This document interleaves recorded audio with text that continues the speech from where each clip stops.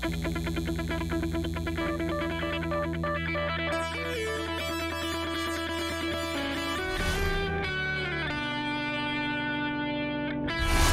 you and I first, we first started talking to each other about an article I was putting together on the announcements, recent announcements from DC and Marvel about Alan Scott and the Northstar marriage, and I'm just curious, you know, now that there are cameras in the room, yeah, of sort of, course. I'd like to, hello everybody.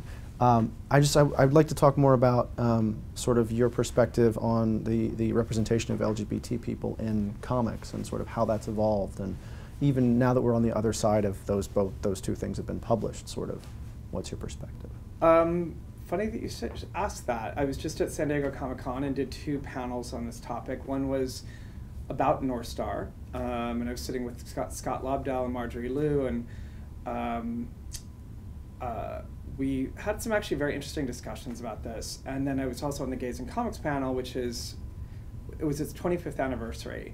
And part of that panel was a retrospective of what had happened in 25 years, even 30 of sort of gay representation in our business, gay representation among creators, and also characters and character types. And I have to say I was sort of proud in where I was historically, because I guess I came out earlier in the I was sort of out and proud and sort of mainstream fairly early on in, you know, the gay struggle in comics. And so I take some pride in that, I guess.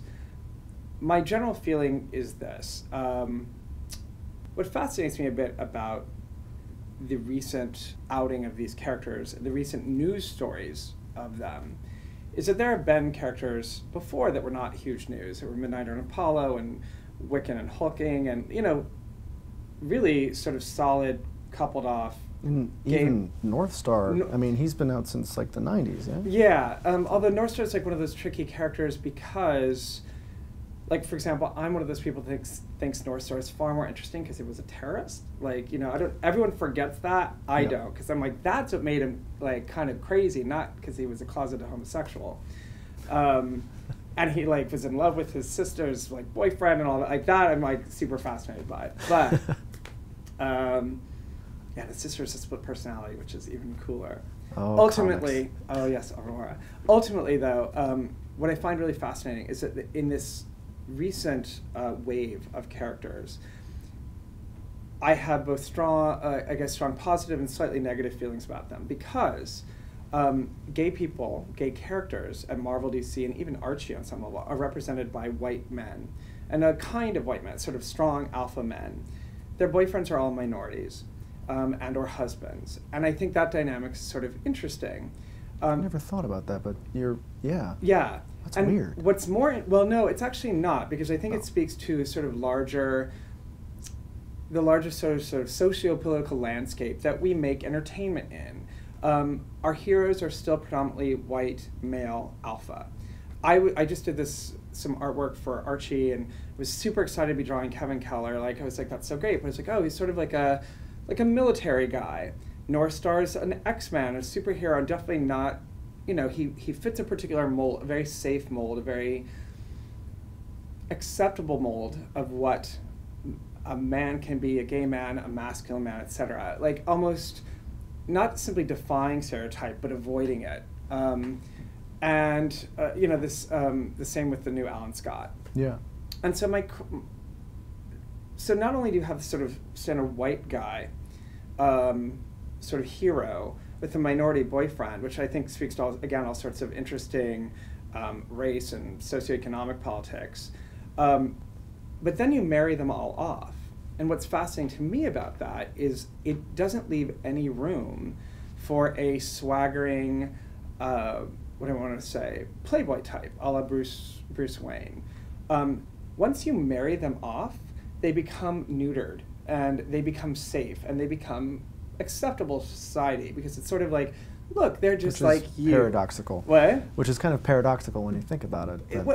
But ultimately, the funny thing to me about gay marriage, which I'm not opposed to, despite what I'm saying, is that when you see it in comics, what it does is it sort of says, it couples them off, and it makes them sexless in their way. And I still think that the way most gay characters are acceptable to our readership is neutered and sexless. as long as they're married, that's sweet, that's good, that's okay, because it follows a very heteronormative model. I would love to have seen like Alan Scott kind of be like a playboy, where he has a bunch of guys on the side, sort of a little bit like Bruce Wayne might have. But I think that would freak out the readership in such a potent way, and I think it would freak out gay readers, because they themselves don't want to be seen as sort of stereotypical promiscuous, or, pardon me, they don't want to be seen as any different than their sort of straight counterparts. I think they want to be respected, and I think what it all speaks to ultimately to me is how we still fear and still feel about sex, sexual relationships, intimacy, that kind of thing. And I know it sounds sort of deep for comic book stuff, but I think that comic book readers generally are still kind of a conservative lot. And I don't necessarily mean that politically conservative, but they have rules and they have structure. And when heroes break out of that, it makes them crazy. Yeah. Just to sort of finish on the point, one of the things I would love to see is a minority superhero have a white boyfriend, or two minority superheroes together as a couple, and sort of validate that kind of relationship as well. So my hope is that as these couples start coming out, particularly with gay male couples, not necessarily lesbian couples, that we see different permutations that defy, I think, the sort of alpha typing that we get in, the expectation that we get in sort of modern superhero comics.